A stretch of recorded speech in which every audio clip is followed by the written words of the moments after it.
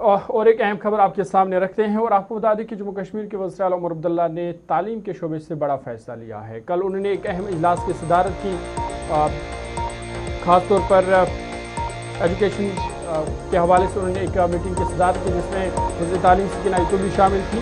तो उस दौरान जब जम्मू कश्मीर की तालीमी सूरत हाल का जायज़ा लिया गया तो कई अहम फैसले भी लिए गए हैं। ख़ास तौर पर आपको बता दें कि जम्मू कश्मीर के वज़ीर आला उमर अब्दुल्ला ने यूटी में 714 हाई स्कूलों को मरहलावार मुकम्मल K-12 कंपोजिट स्कूल में अपग्रेड के मंसूबे का ऐलान किया है। यानी 714 स्कूल को अपग्रेड किया जाएगा, हाई स्कूल्स को उन्हें हायर सेकेंडरीज में तब्दील किया जा सकता है।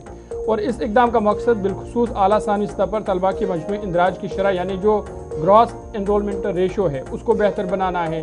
दूर दराज पसमानदा इलाकों के तलबा को 11वीं और 12वीं जमात तक तालीम की बेहतर सहूलत फराम करना है, क्योंकि अक्सर देखा गया है कि 10वीं जमात पास करने के बाद तलबा का जो ड्रॉप आउट शरह उसमें इजाफा हो रहा है।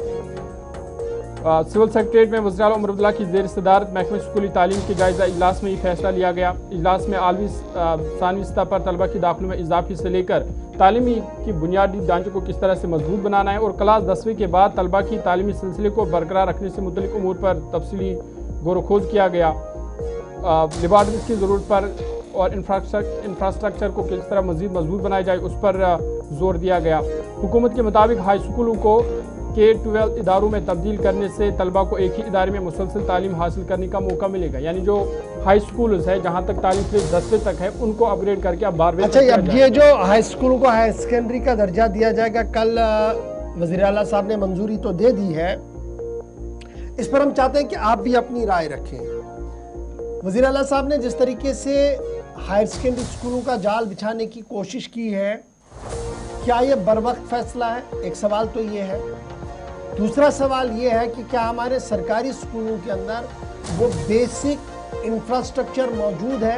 ये दूसरा सवाल है। और तीसरा सवाल ये है कि क्या वजह है कि हमारे सरकारी स्कूल अपनी साख्त खो रहे हैं। नो डाउट कि जब आप 12वीं के बाद जाएंगे तो कॉलेज आपको सरकारी मिलेंगे तो वहाँ पर आप पढ़ते हैं, लेकिन जो बेसिक प्रिंसिपल एजुकेशन आपकी है 8वीं 9वीं 10वीं 11वीं तक, वहाँ पर सरकारी स्कूलों से क्यों बच्चे हट रहे हैं?